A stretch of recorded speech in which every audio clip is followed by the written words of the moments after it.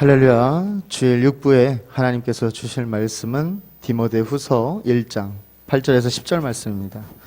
우리 8절에서 10절까지 말씀 우리 한 절 한 절 교독으로 봉독하겠습니다. 제가 먼저 읽겠습니다. 그러므로 내가 우리 주의 증거와 또는 주를 위하여 갇힌 자 된 나를 부끄러워 말고 오직 하나님의 능력을 쫓아 복음과 함께 고난을 받으라.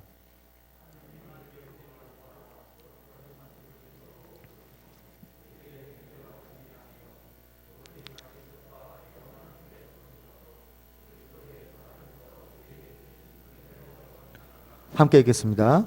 이제는 우리 구주 그리스도 예수의 나타나심으로 말미암아 나타났으니 저는 사망을 패하시고 복음으로써 생명과 썩지 아니할 것을 드러내신지라. 아멘. 네, 고종욱 작가의 영상을 보시고 말씀을 듣도록 하겠습니다.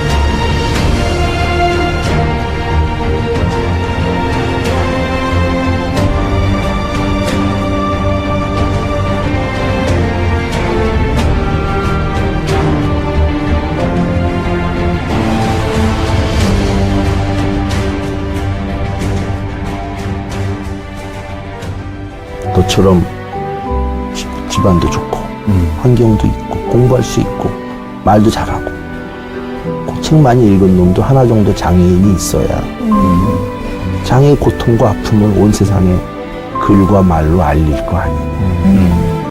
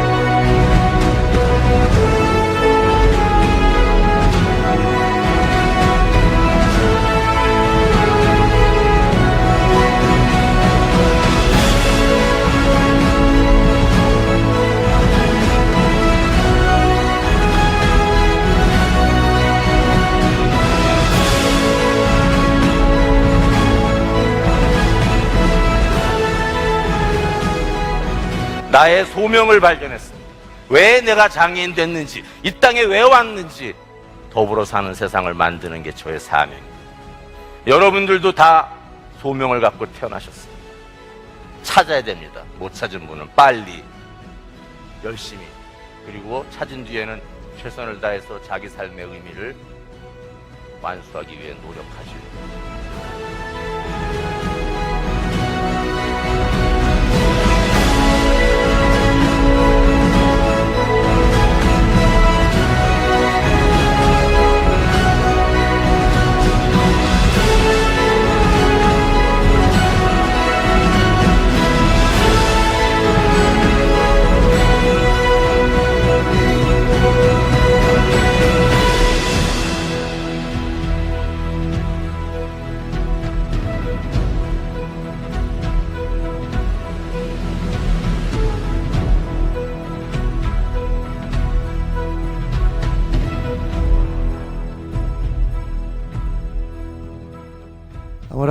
아무리 심한 또 견디기 힘든 고통이 있다 하더라도 우리는 사명을 또 발견하고 그 사명을 위해 최선을 다했으면 합니다.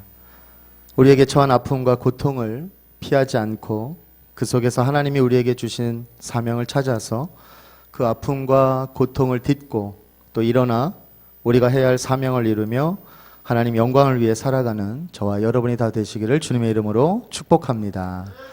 우리 저 앞뒤 분들과 다시 한번 인사 나누겠습니다. 주님의 이름으로 사랑하고 축복합니다. 노인대학에서 있었던 실제 이야기라고 합니다. 노인대학이 그냥 대학이 아니라 노인대학입니다. 어느 강사가 나이라는 주제로 강의를 했다고 합니다. 나이. 20여 명의 어르신들이 나이를 주제로 이야기를 시작하도록 했습니다. 우선 강사는 먼저 눈살 찌푸리게 하는 동년배의 꼴불견 어르신들을 한번 꼽아보기로 했다고 합니다. 눈살 찌푸리게 하는 동년배의 꼴불견. 그랬더니 자식 자랑, 돈 자랑, 또 고집불통의 막무가내, 질서를 안 지키는 무법자, 또 잔소리 반복, 버럭 소리 지르기 일수, 듣지 않고 자기 말만 하기, 그리고 왕년에 내가 소리를 입에 달고 살면서 나의 유세 떠는 노인. 젊은 사람들이 이런 표현을 하면 아무리 자기 자신은 해당되지 않는다 해도 듣기가 참 불편했을 텐데 어르신들이 어르신들에 대해서 말하다 보니까 한마디 한마디 나올 때마다 맞아 맞장구 치는 박수와 함께 그 노인대학의 강의에 웃음꽃이 폈다고 합니다. 이번에는 어르신이 같은 어르신을 보면서 멋있다고 느낄 때 언제인지 말해보기로 했다고 합니다. 그랬더니 예의 바른 노인, 또 자기 생각을 강요하지 않고 잘 듣는 노인, 그리고 웃는 얼굴의 노인, 젊다고 무시하지 않고 끝까지 죽는 그날 때까지 누구에게나 배우려는 모습이 있는 노인, 그리고 박식하지만 아주 똑똑하시고 좋은 대학 나오셨지만 겸손한 자세를 지닌 노인, 그리고 자원봉사하는 노인, 그리고 노부부가 조용히 함께 걸어가는 그 모습을 또 하는, 실천하는 노인, 부부. 그러면서 자연스레 이런 어른이 되어야겠다는 말이 이어졌다고 합니다. 자상한 어른, 내가 먼저 이해하고 배려해야겠다. 그리고 최대한 다른 사람에게 부담 주지 않도록 자기 관리를 잘해야겠다. 그리고 예의를 지키는 또 노인으로 살아야겠다. 그리고 자립심을 길러서 나도 부엌에 가서 밥 좀 해야 되겠다. 또 책 읽어주는 할머니가 되어서 책도 읽어주겠다. 그리고 평생 멋을 몰랐는데 죽기 전까지 한번 멋을 한번 찾아보는 그런 시간을 가져보겠다. 그리고 나이 많아져도 웃으면서 살아보겠다. 나이 들어가는 것 누구나 피할 수 없는 일입니다. 끝까지 인정하기 싫은 마음속에는 아마도 모두 다 두려움이라는 것이 들어있을 것입니다. 이것을 전문 용어로 보니까 노화 공포증이라고 해서 게라스코포비아라는 이런 단어가 있더라고요. 노화 공포증. 하지만 남은 인생 내내 나이에 대한 두려움을 안고 또 전전긍긍하며 살아갈 수는 없습니다. 두려움과 싸워 이기든 아니면 화해하든 어느 쪽이 되었든 또 두려움이 어디에서 오든지 알면 각자 자신에게 맞는 선택을 하실 수 있을 것입니다. 오늘 본문에서는 읽지 않았지만 디모데후서 1장 7절 우리 세 번역으로 한번 읽도록 하겠습니다. 하나님께서는 우리에게 비겁함의 영을 주신 것이 아니라 능력과 사랑과 절제의 영을 주셨습니다. 아멘. 사순절기에 십자가의 위대한 사랑과 은혜를 하루하루 묵상하고 계시나요? 혹 나는 어디에 매여 살고 있는가 한 번쯤 생각해 보셨습니까? 점점 세상은 돈, 또 명예 욕심 체면에 매여 있는 사람들이 늘어나고 있습니다. 이런 세상의 것들 우리가 바르게 살도록 가만히 내버려 두지 않는 것 같습니다. 더더더 우리의 육신을 괴롭힙니다. 자유하게 내버려 두지 않습니다. 본문의 배경을 보면 그 당시에도 바울을 도와서 복음 전하는 일에 나섰던 사람들이 박해를 만납니다. 그리고 그 박해에 견디지 못하고 많은 이들이 떠나버렸습니다. 디모데도 복음 전파의 사명을 버리지는 않았으나 열정이 식어 있었습니다. 그를 아들처럼 사랑했던 바울은 그로 인해 너무나 안타까웠을 것입니다. 그래서 그는 먼저 자신이 왜 복음을 위해 목숨을 아끼지 않고 헌신하고 있는지를 설명합니다. 그것은 영원 전부터 감추어져 있던 것이며 또한 영원한 생명에 관한 것입니다. 그것은 하나님의 영원한 계획에 관한 것입니다. 그렇기에 복음 전도자로 선택받았다는 것은 더없이 큰 영예입니다. 그것을 알기에 바울 사도는 목숨을 아깝지 않게 여겼습니다. 목숨보다 더 큰 생명이 있고 지상 어느 임금과도 비교할 수 없는 영원한 임금이 계시며 이 세상과는 비교할 수 없는 영원한 세상이 있기 때문입니다. 박해를 당해 복음에 대한 믿음과 열정이 식어진다는 말은 복음이 무엇인지 제대로 알지 못한다는 뜻입니다. 구원이 무엇인지를 제대로 안다면 박해를 당하여 꺾이지 않을 것입니다. 바로 그것이 디모데에게 필요했던 믿음이요 오늘날 우리에게도 동일하게 필요한 믿음인 것입니다. 그렇다면 그리스도인의 고난의 의미는 무엇일까요? 그리스도 예수님의 복음 안에서 일어나는 고난과 희생, 죽음은 많은 사람들을 아버지 하나님의 사랑과 또 아들의 은혜와 실제의 성령의 교통 안으로 이끌어 줍니다. 사도 바울은 그에게 임한 환경들 또 고난들을 참아내었는데 그 목적은 모든 사람이 구원을 받으며 이 구원의 참된 실제이신 아버지 하나님의 사랑과 실제의 성령의 교통 안에서 하나님의 아들 예수 그리스도의 생명과 또 인격 안에서 하나님의 완전한 구원을 풍성하게 맛보고 체험하고 소유하며 살아내기 그 위해서였습니다. 인간의 가장 깊은 욕구 중에 하나가 누구에게 속하고 싶고 누구에게 늘 초대받고 싶은 그러한 욕구가 있다고 합니다. 그리고 사람은 어디엔가 꼭 매여 있기를 원한다고 합니다. 매인 데가 없으면 사실 사람은 살 수가 없습니다. 그래서 소속감이 곧 정체성이다 이런 말도 있습니다. 나는 소속되어 있다. 고로 나는 존재한다는 말도 있습니다. 정체성은 어디에 소속되어 있느냐의 문제이고 또 어디에 매여 사느냐의 문제가 바로 정체성입니다. 프리츠 기데나워라는 사람은 종교에 매이지 않는 그리스도인이라는 책을 썼습니다. 종교에 매이지 않는 그리스도인. 종교인이 되지 않고 그리스도인이 되는 비결을 쓴 책입니다. 유신론자라고 하여서 그리스도인이 된 것은 아닙니다. 유신론자와 그리스도인의 거리는 상당히 멉니다. 그리스도인이 종교나 율법에 매여 있으면 됩니까? 그리스도인은 그리스도에게 매여 있어야 하며 언제나 복음에 매여 있어야 합니다. 기독교는 자유의 종교입니다. 또한 해방의 종교가 기독교입니다. 복음은 어디에 매이지 않게 합니까? 죄에 대해서 매이지 않게 하고 율법에 대해서도 매이지 않게 하고 또 복음은 세상에 매이지 않게 하고 그리고 인간에게 매이지 않게 합니다. 사도행전 28장 20절 말씀 함께 읽겠습니다. 이러함으로 너희를 보고 함께 이야기하려고 청하였노니 이스라엘의 소망을 인하여 내가 이 쇠사슬에 매인 바 되었노라. 또 에베소서 6장 20절도 읽겠습니다. 이 일을 위하여 내가 쇠사슬에 매인 사신이 된 것은 나로 이 일에 당연히 할 말을 담대히 하게 하려 하심이니라.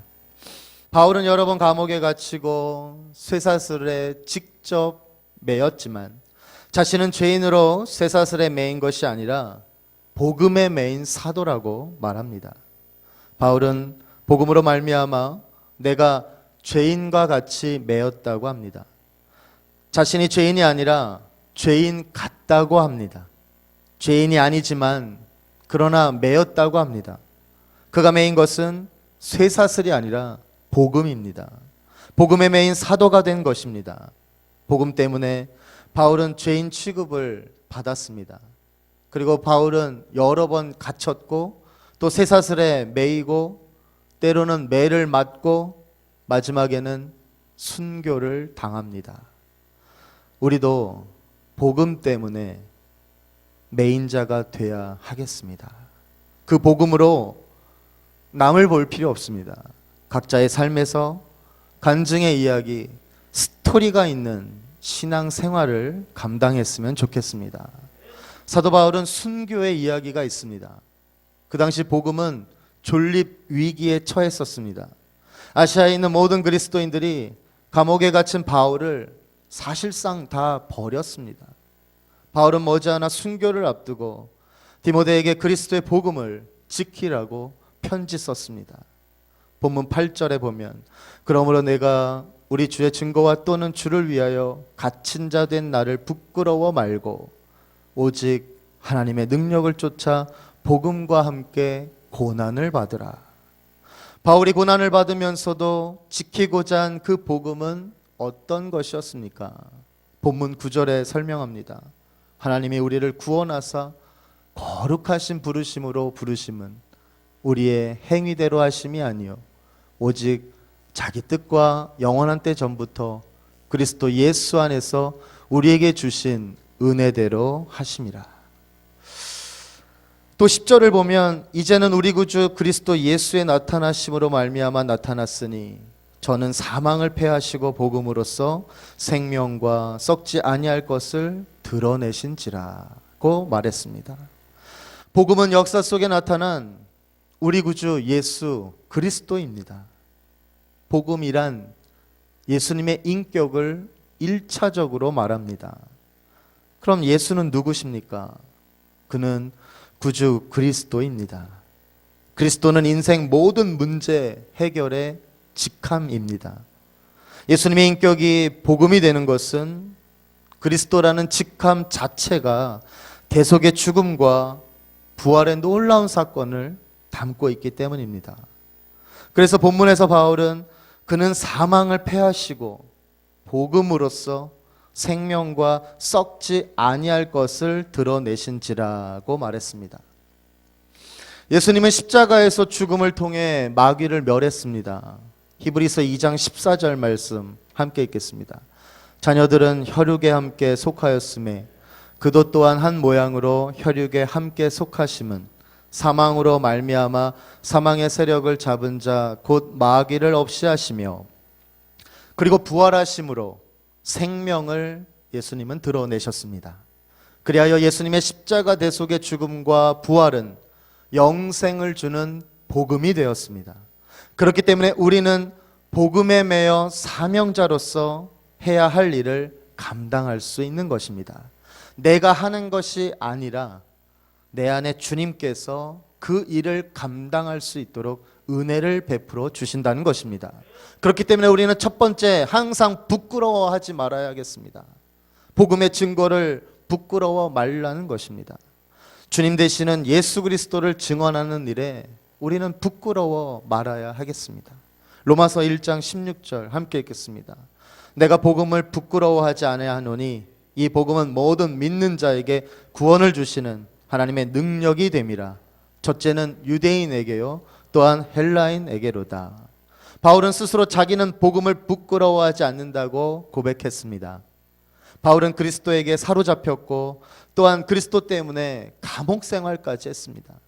그리고 두 번째 우리는 복음을 위해서 또 고난을 받으라. 본문의 내용에서 복음과 함께를 복음을 위해서라고 말하고 싶습니다. 복음을 위해서, 복음을 전하고 복음의 증인이 된다는 것은 당연히 고통이 따른다는 거예요. 복음을 위해서 고난을 당하는 사람이 지금도 세계에 많이 있습니다. 초대교회 전도자들 또 바울, 베드로 등의 믿음의 선진들이 고난을 겪으면서 복음을 전했으며 오늘날 이 세계상에서도 고난을 당하면서 복음을 전하는 귀한 선교사님들 또 주의 종들이 있습니다.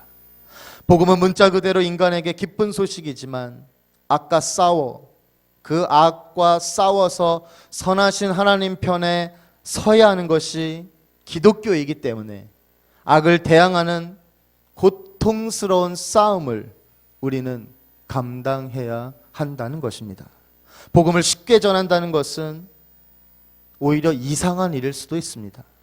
바울은 디모데더러 그 고난의 행령에 동참하라는 것입니다.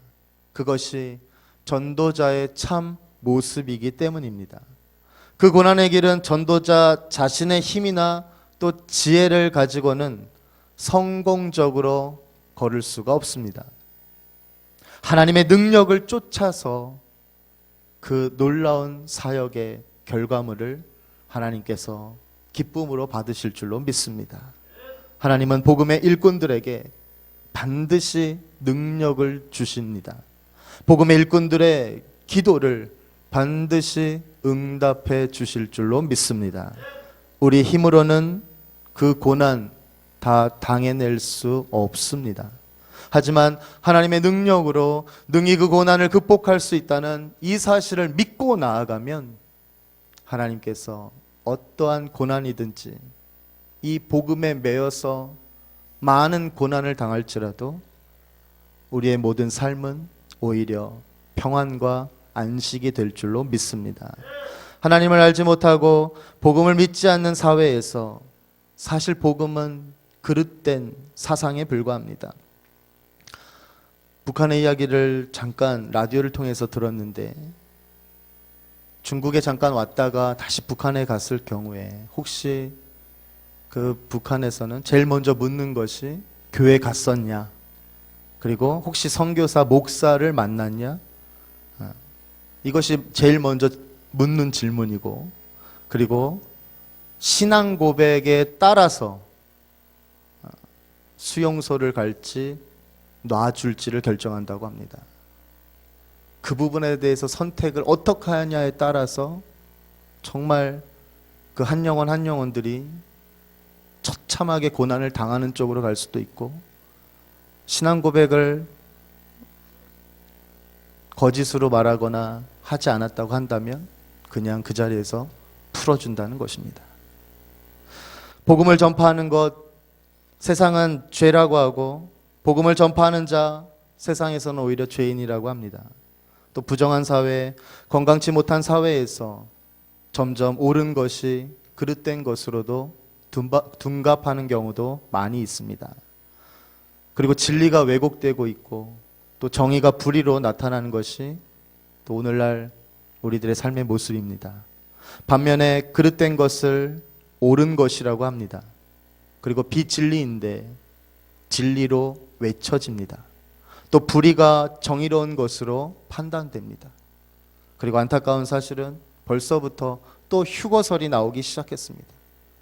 유튜브 보셔도 정말 제대로 아예 안 보시던지 벌써 2027년 9월 23일 그 날짜를 통하여서 유튜브에 많은 방송들이 나오는 것을 제가 설교 준비하면서 봤어요. 비진리가 계속해서 진리인 것처럼 둔갑되는 그러한 시대에 살아가고 있습니다. 예수님도 세상에 계실 때 오해와 비난을 수없이 받으셨습니다. 예수님은 하나님의 신성을 모독한다는 오해를 받았습니다. 신성 모독은 유대인에게 있어서 가장 큰 죄였습니다. 빌라도의 법정에서 십자가에 못 박힐 자로 예수님은 낙인 찍히셨습니다. 로마에 반역한다는 누명을 썼습니다. 로마 황제를 모독했다는 죄목도 함께 주어졌습니다. 예수님은 끊임없이 오해와 시기와 질투 가운데 율법주의자들, 관원들은 죽이려고 하였고 또 돌로 치려고 하였습니다. 왜 돌로 치려고 했을까요? 더러운 죄인을 그들의 손으로 친다는 것은 자신들이 부정하게 되기 때문에 돌로 쳤습니다. 또한 돌은 가장 사용하기 손쉬운 그 당시 무기였기 때문입니다. 빌립보서 1장 13절에 이러므로 나의 매임이 그리스도 안에서 온 시위대 안과 기타 모든 사람에게 나타났으니 라고 합니다.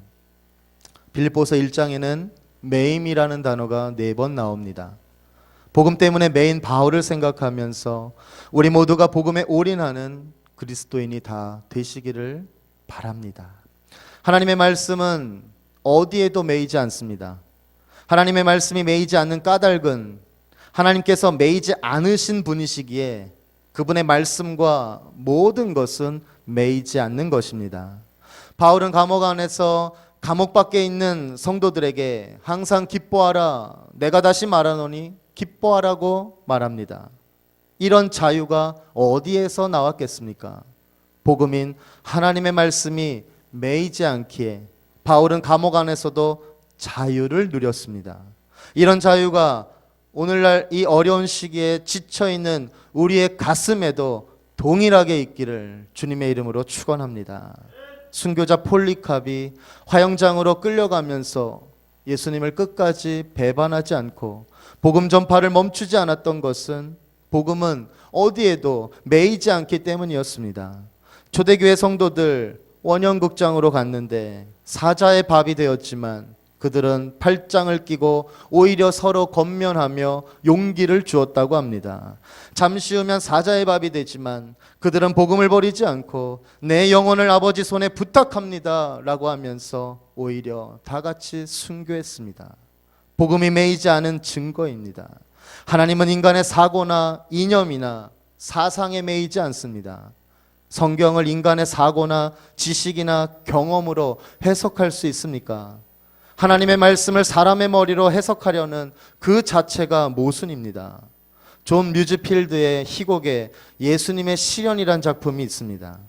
빌라도의 아내의 이야기, 프로큘라가 부활의 소식을 듣고 로마 군인 롱기누스에게 말합니다. 당신은 그분이 죽으셨다고 생각합니까? 아닙니다. 나는 그렇게 생각하지 않습니다. 그럼 그분은 어디 계실까요? 그분은 세상에 얽매이지 않습니다. 유대인이나 로마인이나 그 다른 어느 누구도 그를 가로막을 수 없습니다 라고 대화가 이어집니다. 예수님은 어디에도 얽매이지 않습니다. 왜? 복음이시기 때문입니다. 사도행전 2장 24절 함께 읽겠습니다. 하나님께서 사망의 고통을 풀어 살리셨으니 이는 그가 사망에게 매여 있을 수 없었음이라. 왜 예수님께서 사망에 매여 있을 수 없습니까? 그리스도는 말씀이시니까 그렇습니다. 예수님이 복음이시니까 그렇습니다. 예수님은 율법에 매여 있지 않으십니다. 하나님의 말씀, 복음은 사람의 힘에 매이지 않는 것입니다. 복음을 하나님의 말씀으로 인정하고 우리는 더 잘 믿어야 하겠습니다. 조금 있다가 부르겠지만 오직 주의 사랑에 매여 내 영 기뻐합니다. 이 복음 성가에 보면 복음에 매여 있으면 우리 영이 기뻐한다고 하고 우리의 영혼이 즐거워한다고 합니다. 예수님께서 군대 귀신 들린 사람에게서 귀신을 쫓아내신 기적이 있습니다. 이 사람의 영혼은 귀신에 매여 있었습니다. 이 사람이 얼마나 포악한지 육체는 쇠사슬에 매여 있었습니다. 예수님의 명령에 이 사람은 매임에서 즉시 풀려났습니다. 이런 귀신의 매임에서 풀려 우리는 복음에 매여야 하겠습니다. 여러분은 어디에 매여 살고 있습니까? 우리는 육신의 매임에서 풀려나 언제나 하나님의 말씀에 매이고 그리스도에게 매이고 복음에 매여 살아가야 할 줄로 믿습니다. 그러면 우리의 영이 기쁘고 우리의 영혼이 즐거워 하나님의 영광이 나타날 줄로 믿습니다. 말씀을 정리합니다. 우리는 예수 증거하는 일을 부끄럽게 여기지 말아야 하겠습니다. 그리스도를 바로 알고 믿을 때 그를 부끄러워하기보다 더욱 자랑스럽게 생각하게 될 것입니다. 동시에 복음 증거를 위해 오늘날 코로나 팬데믹의 상황에서도 교회가 어떠어떠하다라는 말을 들어도 우리는 창피하게 여기지 않아야겠습니다. 우리는 복음을 위해 고난받는 일에 항상 동참해야 하겠습니다. 증인의 역할은 때로는 순교를 각오해야 하는 이 어려운 일도 감당해야 하는 것입니다. 복음의 증인의 길, 고통의 길입니다. 하지만 그 배후에 우리를 지키고 우리를 후원해 주시는 분, 전능자 하나님이시기 때문에 절대로 겁내지 말고 매진해야 하겠습니다. 복음을 남에게 전하고 또 가르치고 우리는 반드시 후대에까지 물려주는 믿음의 선진들이 되어야 하겠습니다. 예수는 그리스도시요 하나님의 아들로 믿는 것과 그리스도에게서 실증된 사랑을 실천하는 일, 우리는 유지하고 꼭 전해야 하겠습니다. 하나님은 언제나 보혜사로 와 계십니다. 그러므로 우리 함께 계시는 그 성령의 놀라운 은혜를 우리가 의식하면서 오늘도 자기 임무에 충성하는 저와 여러분이 다 되시기를 주님의 이름으로 축원합니다.